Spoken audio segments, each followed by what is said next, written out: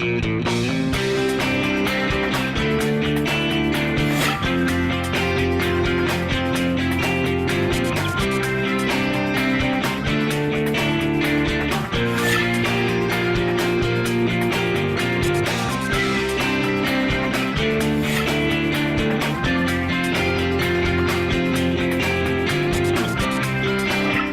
Kristen Oakes-White. And I'm Avery Davidson. Thank you for joining us for This Week in Louisiana Agriculture, the only TV show bringing Louisiana farmers and consumers together every week. We begin with breaking news. It's hot in Louisiana in August. Oh my gosh, is that breaking news? No, we just broke it ourselves. That's right. In fact, there are only two places in the country named as having the most oppressive heat, and both have death valleys, the desert in California and the one at LSU in Baton Rouge. It's not just LSU, though. According to a study done by Iowa State, the entire state of Louisiana has the worst summer weather in the country. You don't have to say that twice. And I don't doubt it, because with hurricane season getting ready to hit its peak, we just have all kinds of delightful weather around here. And this week, TWILA's Neil Melanson shows us what we can expect weather-wise and how that's affecting fields near you.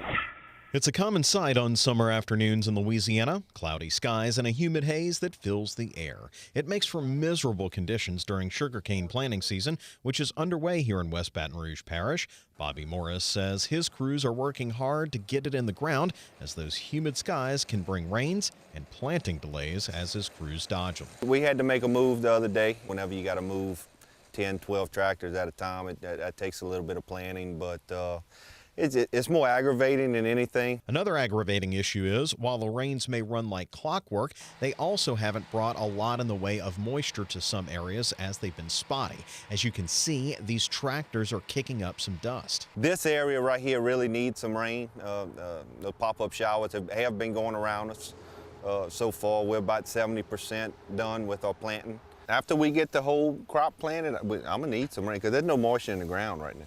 We call that pretty much dusting it in. I mean, there's no moisture. Weatherman Jay Grimes says the spotty rain isn't just at Morris Farms, it's all across South Louisiana right now. In South Louisiana, even though there's been some good rains, it's been very spotty, very selective. So this is not uncommon in the summer. We've got places that have had 4 inches of rain in the last week, and 5 miles away, it's been an inch in the last month. Grimes says as dry as it's been for sugarcane, it's even worse for pasture lands, particularly in the northern part of the state. Pastures are probably the worst situation in the agricultural sector right now because of this hit and miss rainfall pattern we've had statewide. Of course, northern Louisiana on the dry side, so that's a problem in the pastures anyway. For many crops, the dry weather will be a blessing as harvest begins. The grain crop is more or less made, and they need clear skies to bring it in. Unfortunately, this time of year is peak hurricane season. We've got 4 named storms already as we work into the middle of August. Now, that's actually a little above the norm, but the forecast from the experts for the rest of the season is for activity to be a bit below normal from late August into November. While that may be good news overall, Grimes says it's important to remember that all it takes is one good storm to barrel through to ruin everything, and there's been some of those during quiet years. There's 3 storm names: Audrey, Andrew, and Betsy. All 3 of those monster storms for Louisiana came in seasons where storm counts were way down. In the meantime, Morris is busy doing what he can to prepare for the worst, even as his crews dodge the almost daily rains. That's why it's important to do what you can right now to get the cane in the ground because of hurricanes, which all these little storms right now, some of them have hurricane strength winds coming through and lay the cane flat right now. That's the biggest thing. It can be planted flat, you know, when a hurricane comes through. We've done it before. It just slows everything down dramatically. Sugarcane planting is going on now until about the middle of next month or so. There's a big if there, and that's whether or not we get a storm, which could delay planting even further. In the past, we've often run planting into harvest time, and Kristen, Avery, I mean, it's just one of those things where it's, you know, darned if you do, darned if you don't, because they need rain on that sugarcane. It's a little short right now, and so they're hoping between now and the time they, you know, start defoliating it, they get a little rain to make it grow and get that much more sugar. But If that storm comes in and that wind knocks it down, then they've got lodging where it's just laying flat. And according to Bobby Morris, when it does that, it drops their planting down. So they're on good days, they've been getting about 50, upwards of 50, even into the mid 50s there acres in terms of planting. When it's lodged, it drops down to about 30 and even less than that. But it's really been different, the disparity in rainfall across the state. I mean, in the South, yeah, we've been getting regular rains almost daily, if not, every 2 days. But you go up to the extreme northwestern corner, talking to rancher Marty Woldridge, he said they were in a D3 drought recently. Right, you could really see it in that graphic Jay got for us. He said, though, that just a little bit of rain could bring that whole area back in short order, but it's really affecting those pastures that Marty has his cattle on, and of course a lot of people in that area. But you're right, it's a tale of two cities between North and South Louisiana, and it's always something, as Kristen said, with the weather. Right, well, it seems like when it rains that you get extreme hot sun, heat the next day, and it just bakes out any moisture that you got from the rain. Yeah, and as you could see, when they were planting, when Bobby was planting, there was dust coming up. So, I mean, he's in right there across the river, and he's gotten some rain, but it dries up so fast, and so they're doing that dry planting there, and it's and even there, he's been missing some of those rains on some of his fields. So it is popcorn showers, and we have been getting them steady, but it is also hit or miss. Yeah, well, thank you very much, Neil Melanson. According to the USDA's latest Louisiana crop report, around 30% of Louisiana corn acres have been harvested as of this week. The same report says more than 50% of Louisiana rice acres have been harvested, and farmers are just beginning to harvest soybeans. This week, TWILA's Carl Wiggers takes us to visit a farmer who has all three of those crops to harvest. Noble Gadon is getting close to harvest on this corn he's checking, but his soybeans are still getting watered. Noble farms around 500 acres split between corn, soybeans, and rice in Concordia Parish.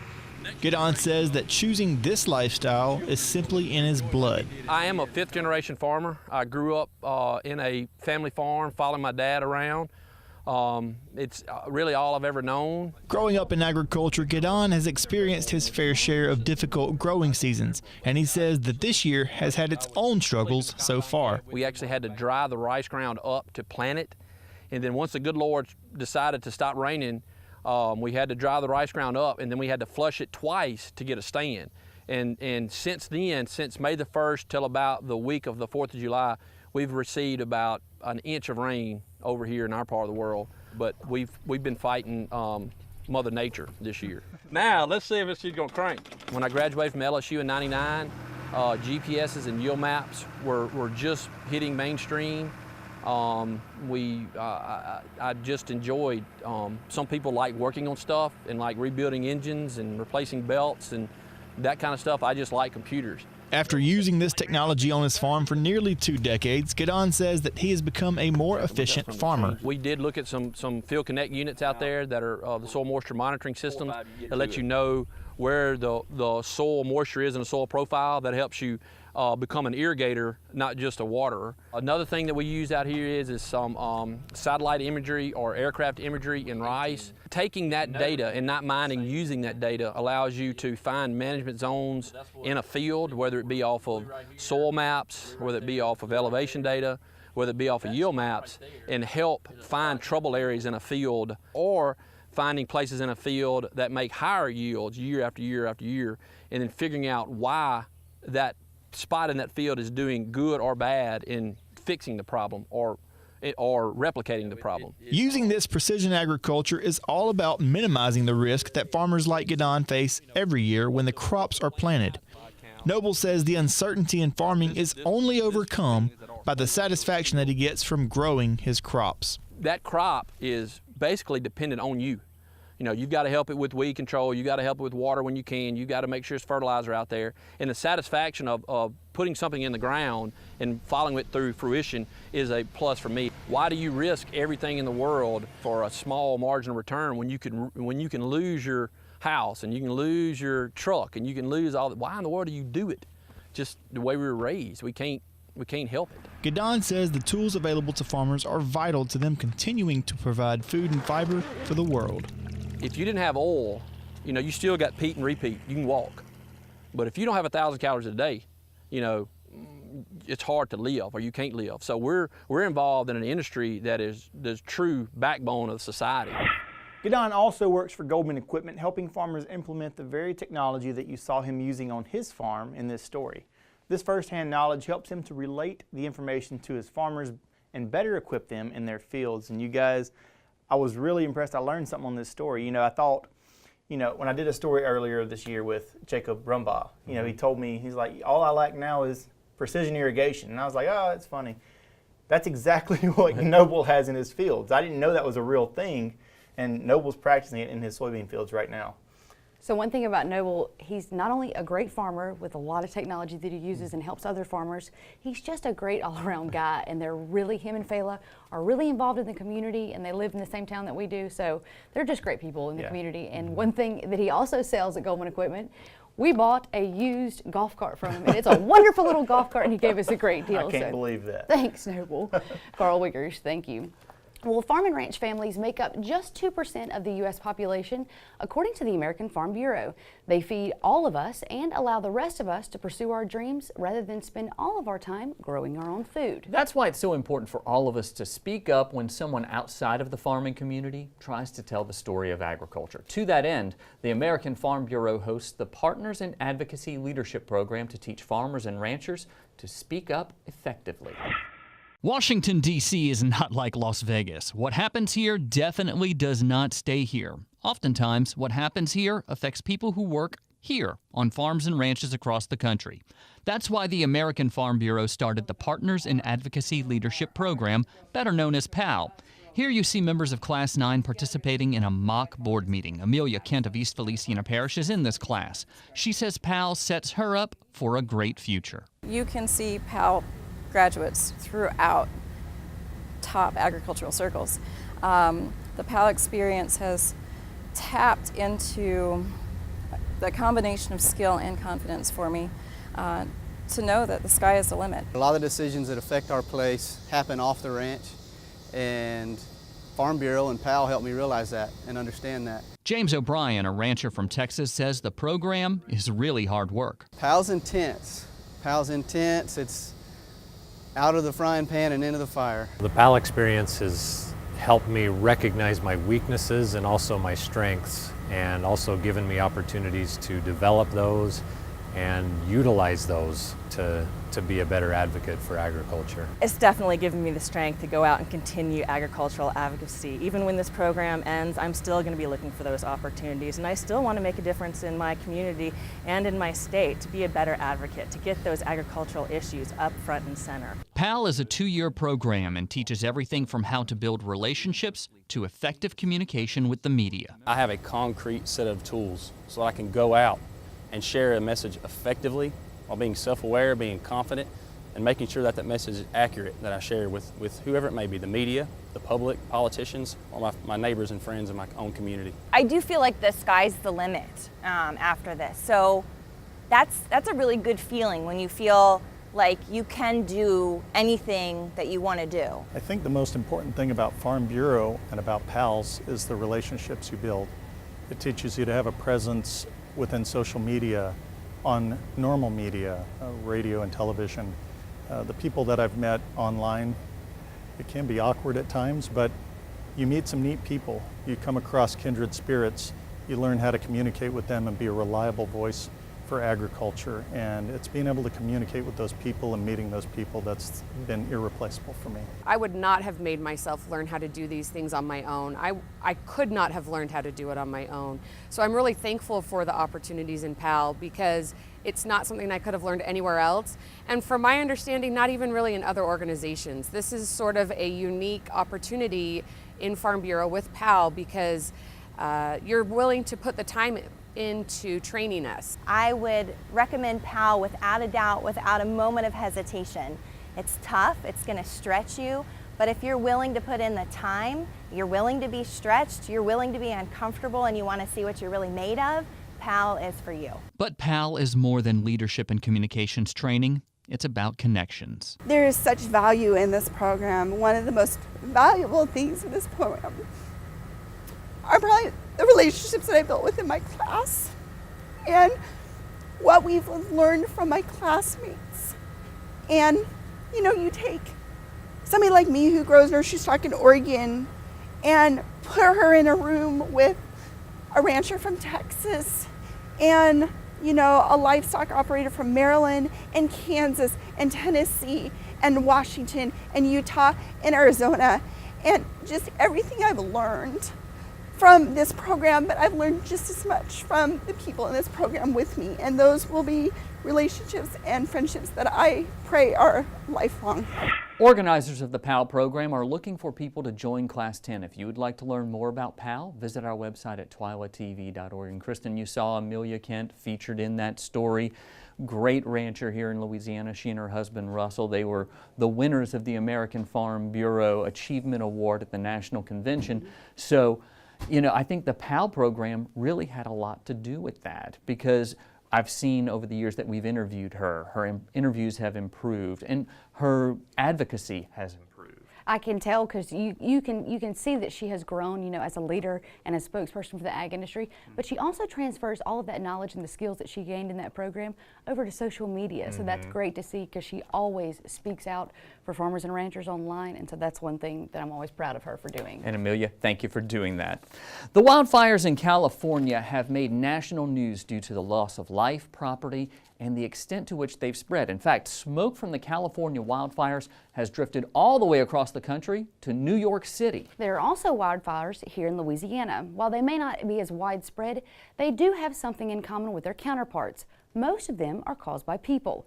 That's why the Department of Ag and Forestry has been working to stop arsonists, especially during the summer when dry conditions can cause the wildfires to spread further and faster. Between July 20th and August 3rd, firefighters extinguished 7 wildfires in Morehouse Parish alone, burning nearly 30 acres. Authorities arrested 55-year-old John Bowers of Bastrop in connection with at least 3 of those fires and charged him with arson. If convicted, he will face fines of up to $15,000 and jail time with hard labor of 15 years for each count. Well, the art of making beer is a growing trend across the country. In Monroe, Flying Tiger Brewery is not only making a homemade brew, but using Northeast Louisiana products in the mix. As TWILA's Tammy Arender found out, you don't have to be a beer drinker to appreciate Flying Tiger's effort to highlight local resources. Yeah, Avery, this story is just for you. I know how much you love craft breweries. And in Monroe, we have the Flying Tiger Brewery, and they're doing some amazing things with locally grown products. So I want to give you kind of a behind the scenes look as they make some of their almost famous beer. James Simpson was once a corporate sales guy, making beer for fun, at home, for family and friends. This beer, I was total kind of a beer geek, craft guy. That's what we call a malt. It's slightly cooked. Simpson has turned his passion for brewing into a business. It's kind of a hobby gone wild, so to say, yeah. Simpson is the head brewer at Flying Tiger in downtown Monroe. It was his knowledge of making the beer and Robert Brewer's business sense that birthed the brewery. Felt that it was the right time. Felt Monroe was definitely the right place, specifically downtown. What better way to pay homage to Monroe than to brand after the Flying Tigers? It's important to Simpson, Brewer, and the other founders to keep the business ultra-local, often using the bounty of this region, like Ruston peaches, locally grown blackberries or blueberries, or coffee beans from Rolla Roaster to infuse their beverage. These are community-based businesses, and to involve as much of the community as possible is a huge part of what we do. We have a lot of great things in this state, and why not highlight those? If we can source it locally, we will do it. Once the brewing process is done, the community connection continues. This spent grain is donated to Kingsland Ranch in West Ouachita Parish. David King says this is a fabulous form of recycling, and their beef cattle get the benefit. Sugar and the starch helps them. They put on some weight, so that's what the benefits of using distiller's grain. Meanwhile, back at the brewery, Simpson is taste testing his latest batch that's been aged in an old whiskey barrel. Just a perk of the job, he says, now that his hobby is his job. Lots of whiskey, lots of vanilla, lots of oak in there. It's really, really nice. I've never worked more, made less money, and been happier. For This Week in Louisiana Agriculture, I'm Tammy Arender. There's another craft brewery in northeast Louisiana called Ouachita Brewing. They're located in West Monroe, and their flagship beer is called Louisiana Amber. Not named for Lil Wayne, Lil Weezy, but Louisiana Amber. And I like amber beers. They're nicely malty, just a little bit of hops. We all know you do, and of course that's the beer nerd coming out at you. I like to say beer snob. Still to come on TWILA, who in the world doesn't love heartfelt cow videos? I know I do, but first we learn what LSU is doing to keep a certain weed in check in the Atchafalaya Basin.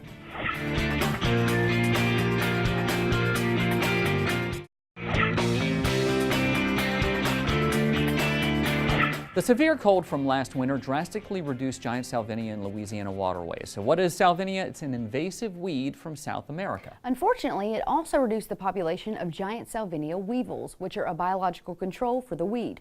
TWILA's Craig Gautreaux takes us to the Atchafalaya Basin to show us how LSU researchers are making a difference in Louisiana waters. A severe winter across Louisiana caused much of the giant salvinia in the state to die off, especially in the northern part of the state. However, the weather also caused a drastic reduction of a weevil being used to control the salvinia. The salvinia is now rebounding and creating problems. Instead of seeing our normal infestations in late spring, we are now moving into summer to see, before we saw our giant salvinia infestations create big mats to where they were problematic for waterways. Wall has ponds across the state where he raises weevils to help combat giant salvinia. Weevil populations in the wild and in some of his ponds were decimated from the severe winter cold. We saw a big decrease in the density of adult salvinia weevils, and we saw a big lag time before they started reproducing and producing larvae as well. Salvinia can be controlled by chemical spraying, but weevils are a more viable solution. Chemical control, relying just on chemical control alone, is very costly and is a short-term, small-scale solution to the problem. Common salvinia, a relative of giant salvinia, is also causing some concern. You wouldn't find it as widespread as you would giant salvinia. This year, when we're monitoring and going out, we have actually started to see an increase in common salvinia infestations around southern Louisiana. While the giant salvinia weevil can forage on common salvinia, it is not an effective control for the plant. It can feed on common salvinia and get enough to live a little bit longer. It's not reproducing. It's not viable habitat for it to control common salvinias. In areas the weevil population has reached high enough levels, giant salvinia has been kept in check. With the LSU Ag Center, this is Craig Gautreaux reporting. If landowners are interested in acquiring weevils to fight giant salvinia on their property, Wall says they need to contact their local soil and water conservation office. Still to come on TWILA, we have a TWILA boost that is sure to put you in a good mood. Stay with us.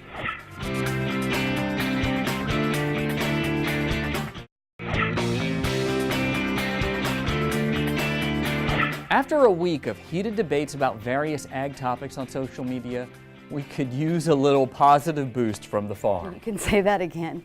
Check out this video that features an unlikely friendship between a rescue dog and a heifer. We guarantee this story is sure to put a smile on your face and leave you in a good mood. We hope you enjoy. Is this normal that the dog is playing with the cow all the time?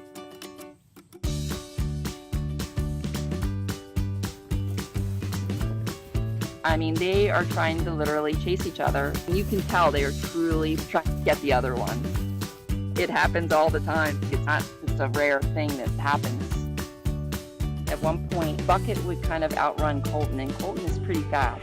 Well, that does it for this edition of TWILA. Be sure to join us next week when Carl will show us how the very popular Facebook group, Southern Farming, got its start. We'll also have a brand new Feasting on Agriculture. Until then, you can watch all of our stories online at twilatv.org. And be sure to like us on Facebook, follow us on Twitter and Instagram. For all of us here at TWILA, thanks for joining us. We hope to see you again right here next week.